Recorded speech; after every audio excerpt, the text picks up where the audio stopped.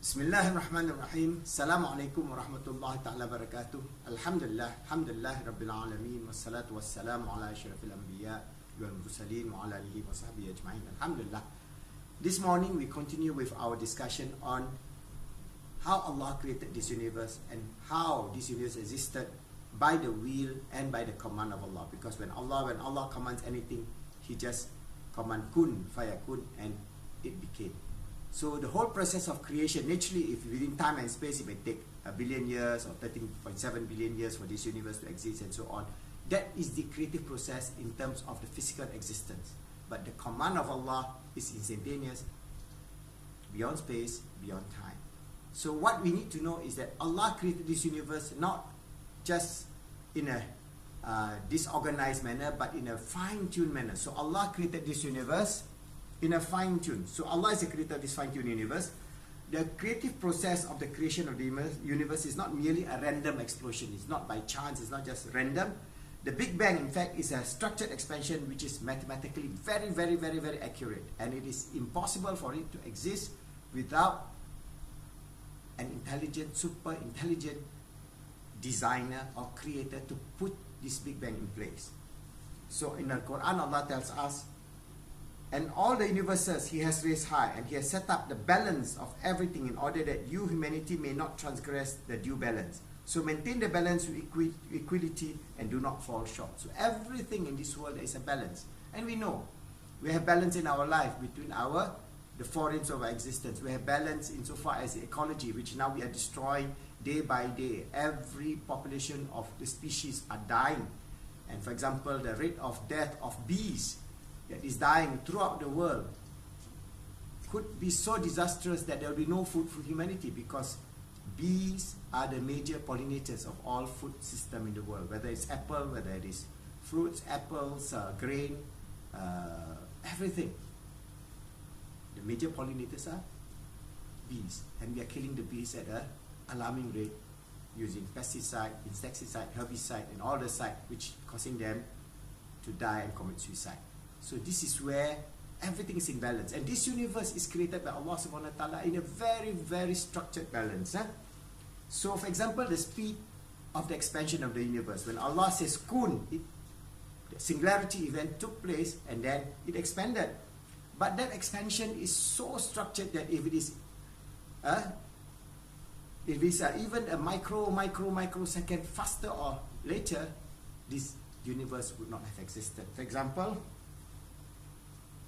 if we look at the structure of this universe, the event of the fine-tuning of this universe, where Professor Paul Davies, physicist, mathematical physicist, says, okay, if at time I, which is the time pattern expansion of this universe, the expansion rate of the universe has differed in its actual value by more than 10 to the minus 18. That means second, it would have been sufficient to throw the delicate balance out.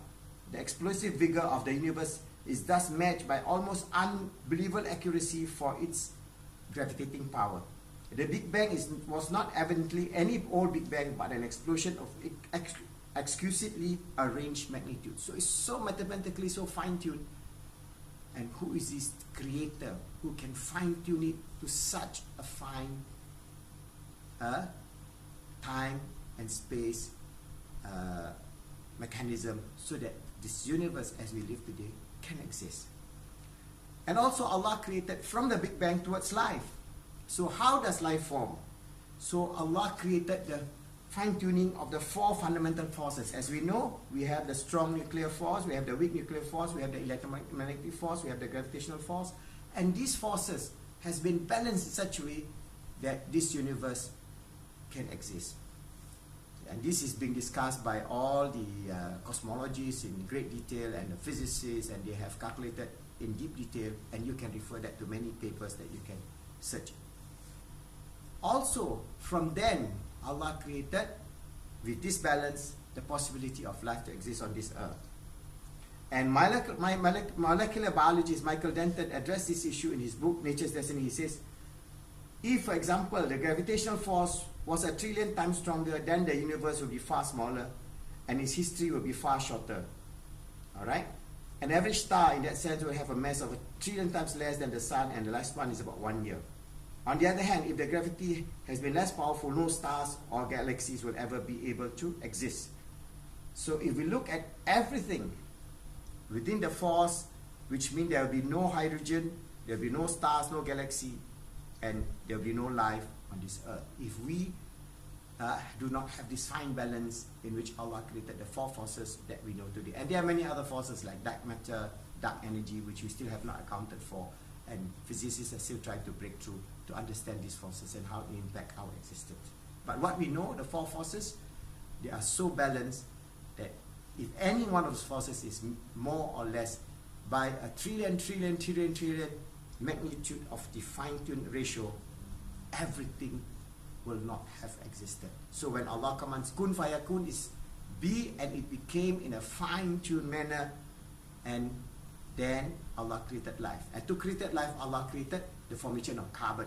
So because we are carbon-based, every molecule, every living things in this earth is based on carbon. So during the creation of the universe, Allah fine-tuned the creation of carbon, and Allah also fine-tuned the creation of the cosmological constant of time and space. And from then, Allah fine-tuned the biological information of living matter. So from these stages, you can see that Allah created the framework for our DNA and our RNA.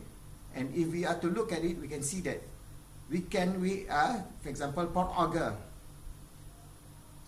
explain, we have to sharply distinguish the 2 stages in the transformation of complex molecules such as the nucleotide by chemical event.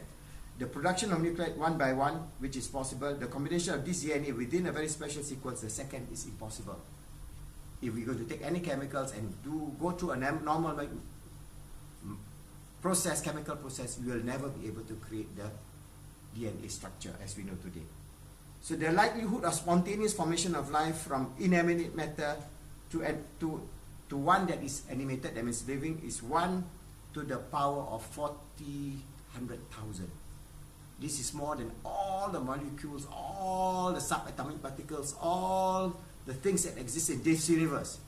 So it's an impossibility. So these are numbers not created by us, but these are biologists, mathematicians who has studied this possibility. And what did they say?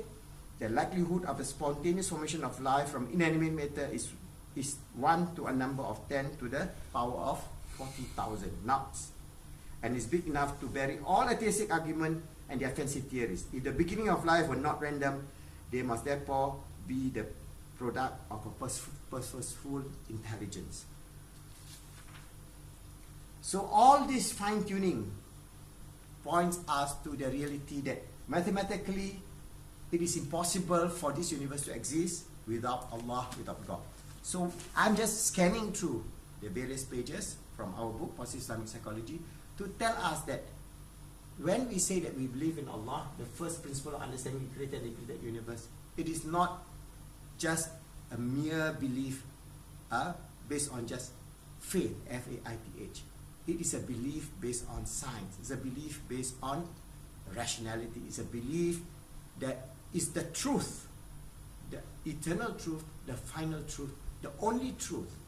And if you deny God, you are actually denying your very own existence, because your existence as the servant of Allah, as His Khalifa on this earth, is dependent on you and all of us acknowledging that Allah created us, Allah created the universe, Allah gave us life, and to Allah shall we return.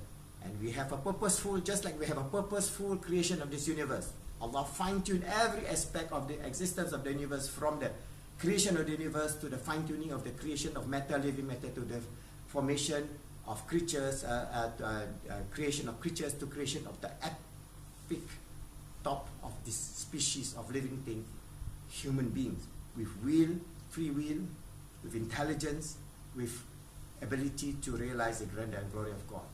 So we have a purpose. That purpose is to honor Allah, to worship Allah, to submit to Him, and get His gift. Because when you honor all that, you get the gift of peace, happiness, and success, which every one of us yearn. not only in this world, but in the eternal realm, beyond space, beyond time. Because even if we say at death, there is no death in Islam. It is just a movement from the physical realm to the spiritual realm in closeness to the Creator who has ordained that path for all of us. So, like it or not, each and every one of us has to make that decision. The decision to be a believer and receive the gift of Allah subhanahu wa ta'ala of goodness, fulfillment and achievement in this one and the hereafter, or the gift or the decision to decide not to believe in God, be an atheist, just lead a boring, meaningless life, going back to your grave and not having anything to look for. That is a choice that every human being will have to make, because Allah has ordained us to be His Khalifa, to be His realizer of the grandeur of His scheme, to see all this universe and the stars, especially in the night when you go. For example, I love fishing. Sometimes I go in the deep of the night when I look at the stars. Subhanallah, it's so beautiful that you can pluck the stars, and yet it is 13.7 billion light years away. To the edge of the stars, you can see all the various galaxies. And how can you deny God?